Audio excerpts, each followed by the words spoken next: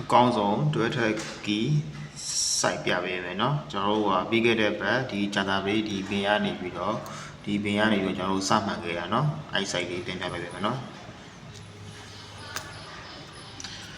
လူယူလဲဆိုတော့ဒီရရှေ့ဒီရ3ညာဒါမျိုးစုံပေါင်းခြင်းရှေ့တဲ့ရှေ့ဒီအောက်မှာရှိလိုက်မယ်เนาะရှေ့တဲ့ရှေ့ပါဝါ3နဲ့ရှေ့နှစ်ခက်က1တဲ့နောက်ထပ်ကီးတစ်ခုထပ်ယူမယ်နောက်ထပ်ကီးကဘယ်ကယူလဲဆိုတော့ကျွန်တော်တို့ဟောပေါ့ပြီးခဲ့တဲ့ဘက်ကဟိုက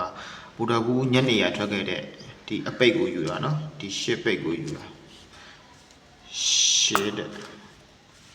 အဲ့ဒါရှစ်တဲ့ရှစ်တဲ့ရှစ်ပါဝါ3နဲ့ရှစ်နှစ်ခက်က1တဲ့ကျွန်တော်ကအဲ့ဒါဒီနှစ်တွဲကိုစားရမှာเนาะကဲပါကနန်းကြီးထွက်လာမလဲပေါ့เนาะကျွန်တော်စီလိုက်မယ်တပူတရှိတတော့ရှင်းနေဆိုရင်ရှစ်တက်ရှစ်ရှစ်ရှစ်တော့3နဲ့ဆိုရင်3တက်3ရှစ်3ခုဆိုပြီးခဏ9ခွက်ရတယ်အဲ့9ခွက်ထဲရပဲတွားမှာเนาะကျွန်တော်အဲ့ဒါဟုတ်ပြီကျွန်တော်တို့ပါအောင်ခဲ့တယ်ပေါ့เนาะဒီဂျာတာပြီးခဲ့တဲ့အပတ်ဂျာတာဘေးနေ့ကဖတ်ထွက်လက်ကြည့်အောင်ကျွန်တော်3ရှစ်ပါတယ်เนาะဒီမှာ3ရှစ်ထွက်ပါလေเนาะညနေပိုင်းတော့2ရှစ်မပါဘူးเนาะမနေ့ညပေးတာများလိမ့်မယ်ထင်တယ်เนาะဒီကောင်ဒါပေမဲ့ဂျာတာဘေးနေ့ရတော့ကျွန်တော်တို့3ရှစ်တစ်ခွက်ပဲပေးသွားတယ်เนาะဒီ2ရှစ်ကတော့မထွက်ပါဘူးပေါ့โอเคဟုတ်ပြီကျွန်တော်တို့အားဆိုလို့ရှိရင်တောက်ကြနေတော့ဆက်သွားကြည့်အောင်เนาะတောက်ကြနေတော့ဟုတ်ပြီဒီကခွန်နေတဲ့ဒီက3နဲ့ပုံချင်းက3ညာတဲ့3ညာတဲ့3ညာရဲ့ပါဝါ3ညာရဲ့ပါဝါ9တဲ့3ညာရဲ့နှစ်ခက်ကခွန်တဲ့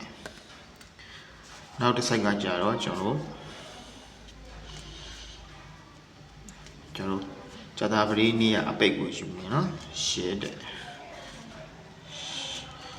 ရှစ်ပါဝါတော့ရှစ်နှစ်ခက်ကတဲ့အဲ့ဒီအတူရဲ့ကစားမှာနော်ကျွန်တော်ဒီတောက်ကြပြီးခဲ့တဲ့ဘက်ကတောက်ကြနေကျွန်တော်ဒီကီးနှစ်တွဲကစားမှာနော်ကနန်းစီမယ်နော်တစ်ချက်ခွန်နဲ့ပတ်သက်ရင်ခွန်1ခွန်ရှစ်ခွန်တော့3ညနဲ့ပတ်သက်ရင်3ည1 3ည8 3ည3 9နဲ့ပတ်သက်ရင်9 1 9 8 9 3ဆိုပြီးတော့အကောင်းဆုံးကဏ္ဍ9ခွက်ရမယ်နော်အဲကျွန်တော်တောက်ကြနေရဘာထွက်ကလေးတစ်ချက်ပြန်ကြည့်အောင်ဒီမှာတင်9တဲ့ကောင်းပြီဒီမှာ9တဲ့နောက်ပိုင်းတစ်ခွက်ရပြီနော်ညနေပိုင်းက3ည3ဆိုပြီးထွက်ခဲ့တယ်နော်ကျွန်တော်ဒီမှာ3ည3ဆိုပြီးတော့မနောညနေရောနှစ်ပင်လုံးမိပါတယ်နော်ကဲဟုတ်ပြီကျွန်တော်တို့အဲဆိုရင်အကောင်းဆုံး site လာပြီပေါ့ဗျာကျွန်တော်တို့ဒီဘက်အတွက်ပေါ့ဒီဘက်အင်္ဂါကြီးကျွန်တော်တို့ကတနင်္လာနေ့ကတော့ပိတ်တယ်ပေါ့ဒီဘက်အင်္ဂါနေ့အတွက်ဆိုရင်ကျွန်တော်တို့ဘယ်လိုအတွဲတွေရမယ်ပေါ့နော်ကြည့်အောင်ဟုတ်ပြီအဲ့တော့ဒီမှာရှိတဲ့8နဲ့တဲ့ဒီမှာရှိတဲ့1နဲ့အမျိုးပေါင်းခြင်း9တဲ့9ရဲ့ပါက4 9နဲ့ခက်က6တဲ့အဲ့တော့တွဲယူမယ်ဆိုလို့ရှိရင်ကျွန်တော်တို့ကတောက်ကြနေ့ကထွက်ခဲ့တဲ့ညနေပိုင်းအပိတ်ဒီ3ကိုယူမှာပါเนาะရောဒီမှာ3ရဲ့ပါဝါက8တဲ့3ရဲ့နာခက်က9တဲ့ကဲအဲ့တော့အတွဲလေးစီကြည့်အောင်အတွဲလေးစီကြည့်မယ်ဆိုလို့ရှိရင်6 5 6 3 6 8 9နဲ့ပတ်သက်ရင်9 5 9 3 9 8 4နဲ့ပတ်သက်ရင်4 5 4 3 4 8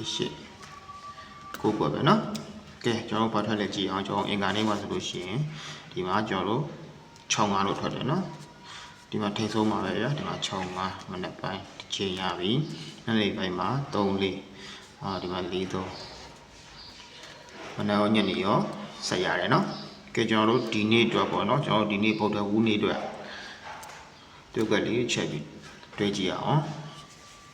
ဒီမှာရှိရ9တဲ့ဒီမှာရှိရ6တဲ့6 5စုံပေါင်းခြင်း1တဲ့နော်1ရဲ့ပါဝါက6တဲ့1ရဲ့နှစ်ခတ်က10တဲ့နောက်တစ်ခုကကျွန်တော်ပုံမှန်တိုင်းပဲเนาะမနေ့ကထွက်ခဲ့တဲ့အင်္ဂါနေ့ကဒီ၄ပိတ်တစ်လုံးယူမှာဖြစ်ပါတယ်ကျွန်တော်ဒီမှာ၄ရဲ့ပါဝါ9 ၄ရဲ့နှစ်ခတ်က2ကျွန်တော်ဒီနေ့မှာဒီအတွဲကစားမှာเนาะဒီကဏ္ဍလေးစီအောင်ရှင်းနဲ့ပတ်သက်ရင်ရှင်းနဲ့ရှင်းလေးရှင်းကိုတင်းနဲ့ပတ်သက်ရင်တင်းနဲ့တင်းလေးဒီကို6နဲ့ပတ်သက်ရင်6နဲ့6လေး6ကိုဆိုပြီးတော့အကောင်းဆုံး9ခွဲရပါတယ်เนาะကဲကျွန်တော်တို့ဒီနေ့ပါထားသွားတယ်ကျွန်တော်တို့ဒီနေ့9 6ဆိုပြီးတော့မနက်ပိုင်းထွက်သွားတယ်เนาะကျွန်တော်ဒီမှာ6 9 9 6ပါပါတယ်လို့ဒီချိန်ညနေပိုင်းကျွန်တော်တို့ဒီညနေပိုင်းမှာကျွန်တော်တို့ဒီတည်းကပဲဆက်ပြီးပေးသွားမှာပေါ့เนาะထိုးရမှာဆိုလို့ရှိရင်ဂျန်တဲ့ခဏရိတ်စီတို့ကဥမှာပေါ့ဗျာရှင်းနဲ့ပတ်သက်တယ်ဆိုလို့ရှိရင်ရှစ်ကိုတစ်လုံးပိုင်ရတယ်ဆိုလို့ရှိရင်ကျွန်တော်ထိုးရမှာအများကြီးမရှိဘူးရှစ်နဲ့ရှစ်လေးရှစ်ကိုအဲ့သုံးခွက်ပဲထိုးကိုကအဲ့လိုမဟုတ်ကိုကတစ်လုံးအပိုင်ရထားတယ်ဆိုလို့ရှိရင်တစ်နဲ့တစ်လေးတစ်ကိုထိုးเนาะဒါပဲရှိတယ်ဒါရှင်းလေးဒါကတော့မိတ်ဆွေတို့ညံရှိသလိုသုံးချနိုင်ပါတယ်ဗျာเนาะဒါကတော့ကျွန်တော်တို့ဒါနေတိုင်းဒါထိုးရမယ်ခဏ9ခွက်ပေါ့เนาะတွဲထွက်ကီလို့လည်းခေါ်တယ်เนาะကျွန်တော်တို့အဲ့လိုမျိုး site နဲ့ site ကိုယူပြီးတော့ကျွန်တော်တို့ကအဲ့ဒီကနေပြီးတော့အတွဲနဲ့ပေါက်ကနန်းရယူတဲ့ site လေးပါเนาะကျွန်တော်တို့ဒါဒီဘက်အတွက်တော့ကျွန်တော်တို့ဒီ site လေးကတော့အကောင်းဆုံးဖြစ်လိမ့်မယ်လို့တော့ယုံကြည်မိပါတယ်ဗျာကဲမိတ်ဆွေတွေအားလုံးကျေးဇူးတင်ပါတယ်